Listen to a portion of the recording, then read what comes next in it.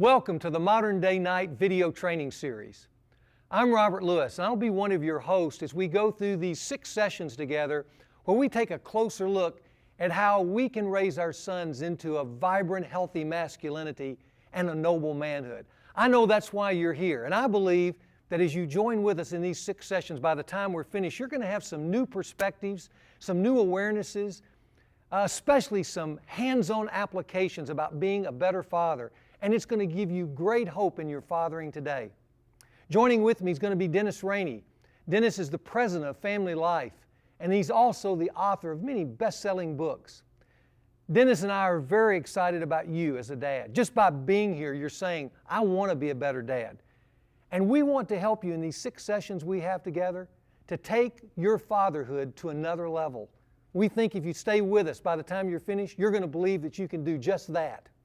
So why don't you sit back and let's begin our journey together as we begin to explore fatherhood in general and then take a close look at us as dads. We call this first session, Sizing Yourself Up as a Dad.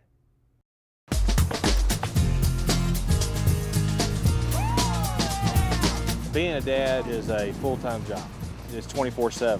And if it's not, then you're losing out. There's nothing more fun as a father to watch a son succeed, and that's a real joy. I'm trying to figure out how to be more strategic and how to raise my son when I want to be more purposeful. You have to not only develop this person's character, you have to develop them as a person, you have to do all the things that a dad has to do. My dad did this with me, but I don't know what I'm supposed to do. I have a lot of, am I doing the right thing? What am I supposed to be doing as a dad? Because I didn't really have a dad when I was growing up. On top of all those things, you also have to provide for them. You've got guys who have never been told what it means to be a man. I definitely could not give you a moment when I felt I was a man. Where we sort of grappled around in the past with trying to figure out, well, what is a man? Is it the guy who goes to the sports? Is it the guy who drives the monster truck? What exactly is a man? Today in America, many sons don't feel close or connected with their dads. I don't think there's a dad alive that wouldn't want to be an effective father. The question is, how? How are we doing? How you feel you're doing as a dad and a father? Dads need to come up with a game plan of how to raise sons to be authentic men. And I think I'm just doing all I can to keep up with being a dad. They need to move from this visionless dad to a dad who now is pledging his heart and his soul and his energy to lead these young men, these sons, into men before God.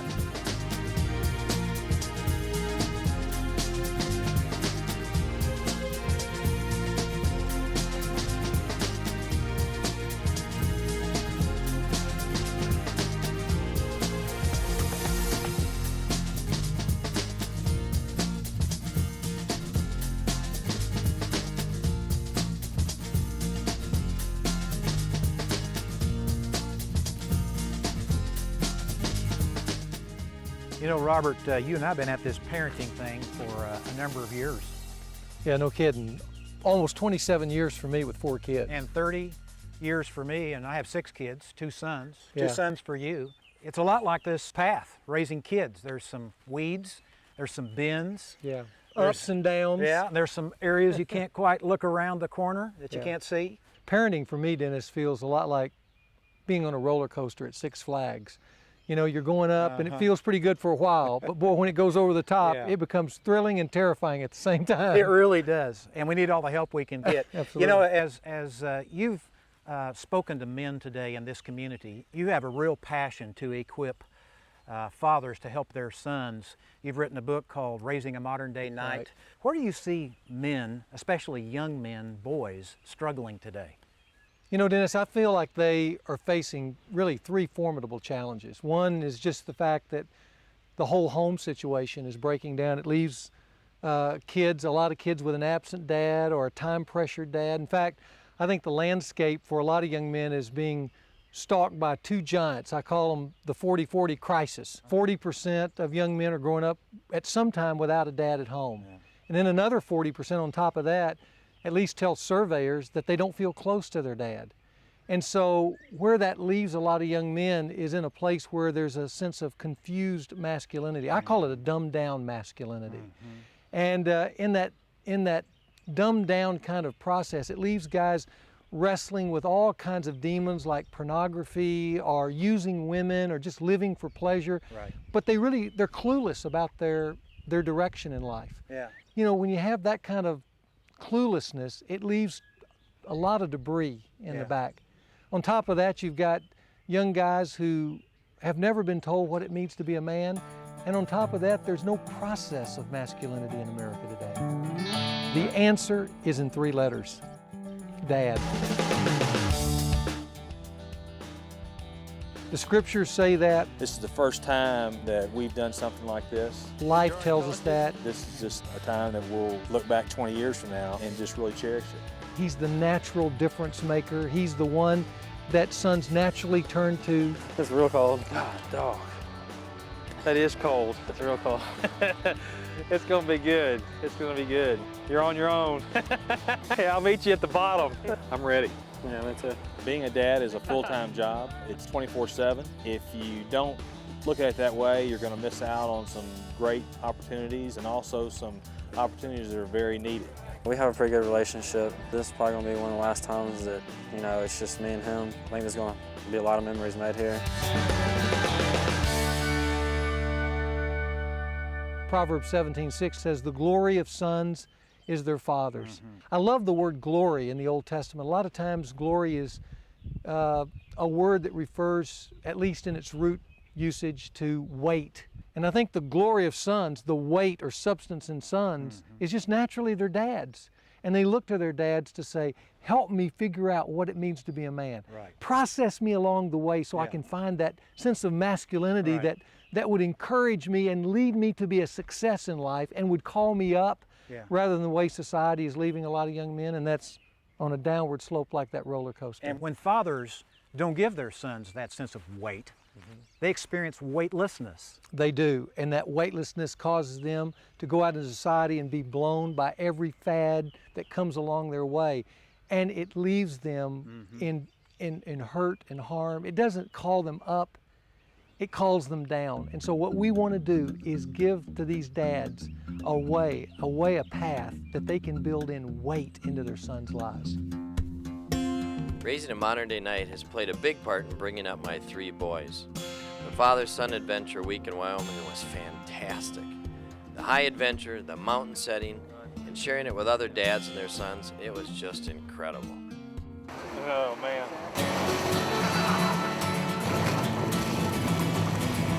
I feel it's important. He's going to be a senior in high school.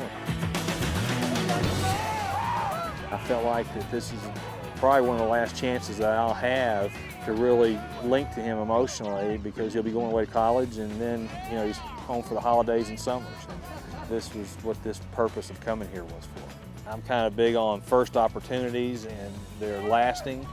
And if you don't experience those, you're playing catch up. You're digging yourself out of a hole. And we've done that a lot and don't like it. It's hard because you want to be their friend, but you also are an authority figure, and you've got a responsibility as a parent.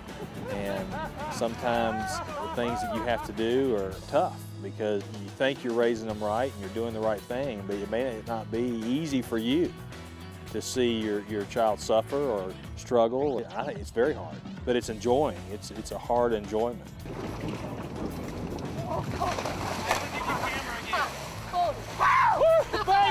You know, you only get so many chances to experience just things that are just out of the ordinary, and this is one of them. And to be able to do it with your son is just awesome. So it was just a lot of fun. It's something I'll look back on and never forget. Although the water was cold, wind was blowing, it felt pretty good. I was glad my dad was there. You know, that'll be something we'll be talking about for a long time, so it was a lot of fun. Man. Oh man, that was a blast.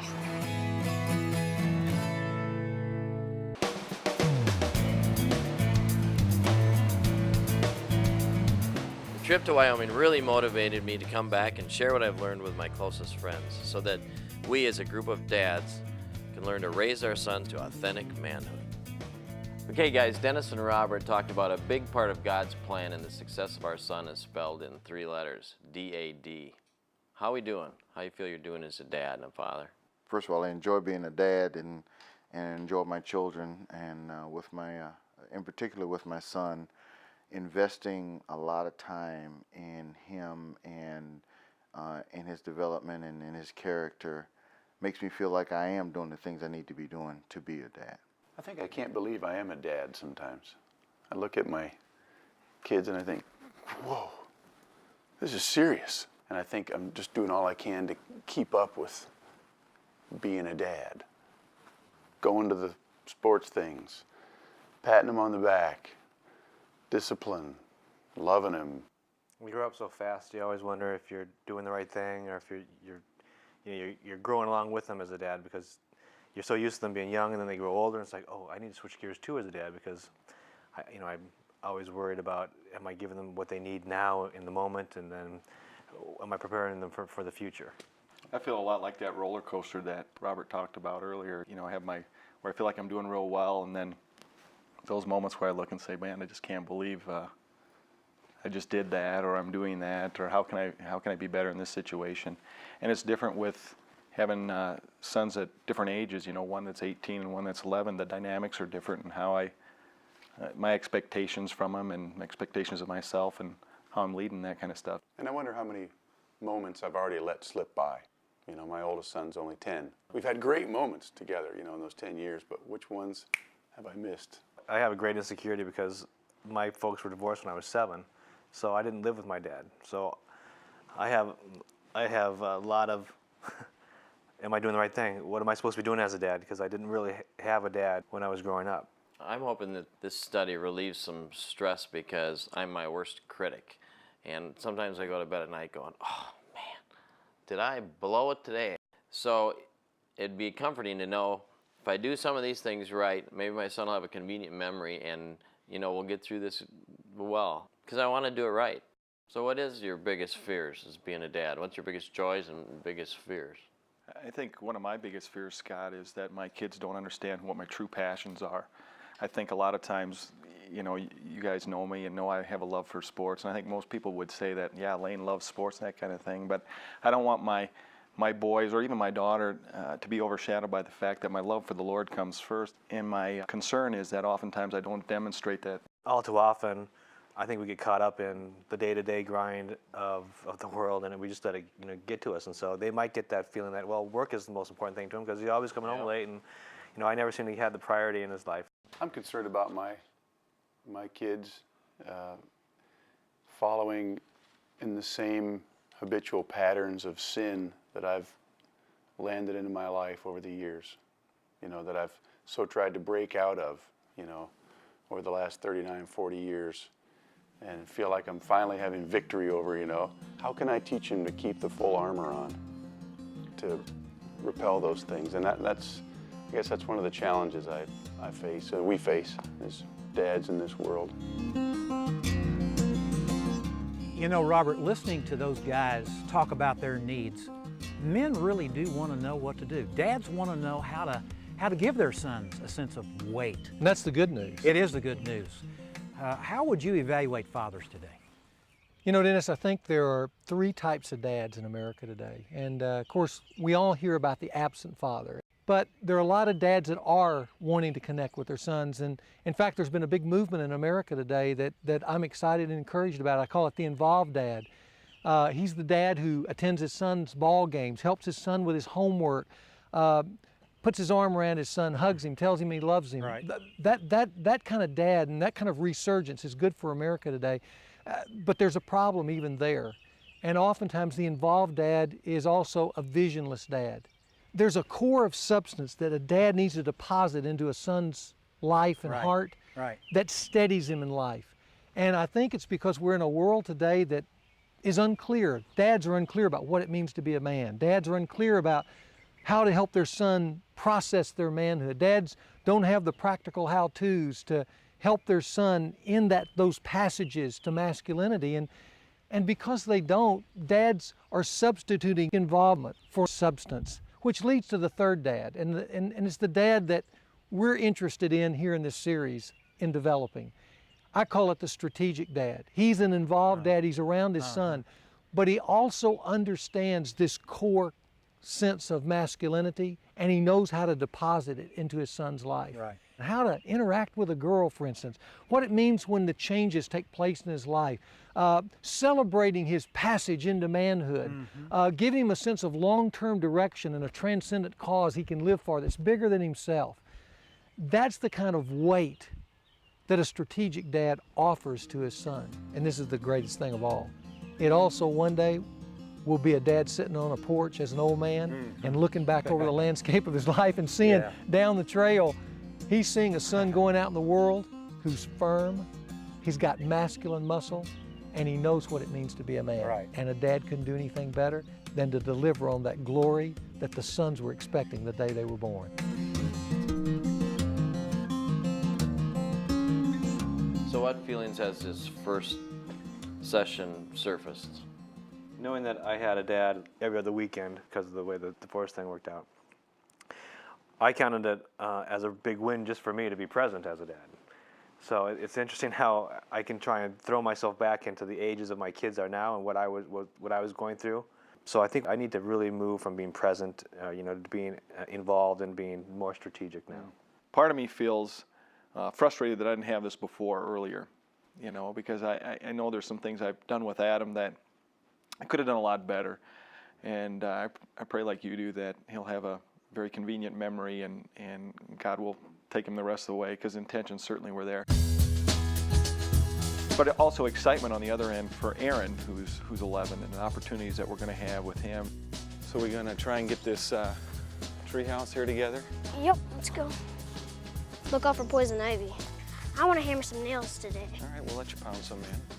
I'll even let you do some sawing if we need to do some of that. And it's going to be fun. I'm going to go this way right here, bud. All right. All right, here we are. Let's get up there and get some work going. All right. Careful. You've been talking about your son in this last session, and now what we want to do is give you a challenge where you can talk directly to your son. Let me just give you a few qualifiers before I give you that challenge. One, I want you to know this is going to be fun, guys. This is the beginning of strategic fatherhood, where you can talk soul to soul and heart to heart with your boy. And it begins to help you understand what he's really thinking and feeling about you as a dad. So I'm going to issue this challenge. I want you to go out and interview your son. If fatherhood was a business, your son would be the customer. So I want you to go out and do a customer survey. Take him out on a date. Maybe you can take him out for dinner one night, just you and him, or go for a long walk. Or maybe take him out for ice cream, and you're just sitting down, and somewhere in the discussion, you're going to open it up by asking him some questions about you as a dad. And here's the questions I'd like you to ask him. First of all, I'd just say, look him in the eye and say, son, tell me, how do you think I'm doing as a dad? I'd really like to know. And then just listen. This is going to be a non-confrontational interaction, and you're just wanting to hear what he has to say about you. So how am I doing as a dad? And then as he talks, you might ask him these questions. Tell me, what are the things that I do best as a dad? So what are just some of the things you think I'm doing a pretty good job at? Well, I like the fact that when I'm playing sports, you like to coach me, and not only coach me in that, but coach me in my spiritual life, and you just want me to be the best that I can be. Then you might ask him, where am I falling short as a dad? Or is there some things that I'm doing wrong that I need to hear? Well, when things like break and stuff, you kind of get quick to anger and not really see if they could be fixed or anything, but you kind of get upset pretty quickly. Yeah, I do kind of blame you sometimes, don't I, without knowing all the facts, that kind of stuff. So I need to improve on that a little bit. Yeah, I can see that. Or ask him this question, what's one thing that you'd like to change about me as a dad if you could? Where am I falling short?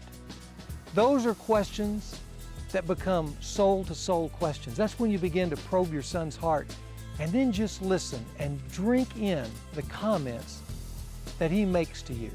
Anything else that you? No, you're doing just great as a dad, and I just love you so much. Well, I'll tell you what, you're a fun kid to be a dad of. We're talking about becoming a strategic dad. In this session, it's sizing yourself up as a dad. And there's no better place to size yourself up as a dad than talking directly to your son. When we get to session 2, you're going to start that session before looking at us by just sharing with the dads the things that you discovered about your son as you had a direct conversation. In the sessions that we have together, we're going to do basically 3 things. One, we're going to offer dads some short-term practical projects that they can do with their sons between these sessions. They're very simple, but they get dads started. The other thing we're going to do is we're going to give dads a long-term strategy that they can join with other dads to pursue with their sons. And then the last thing is that we're going to be offering resources for the long haul. We want to encourage hearts. We want to build up these dads. We want them to be able to go forth with a sense of both strategy and excitement, and then watch their sons' eyes light up. This is the beginning. We're off on an adventure of strategic fatherhood. And the beginning of strategic fatherhood is talking directly into the life of your son. So guys, go for it, and we'll see you next week. Good job, buddy.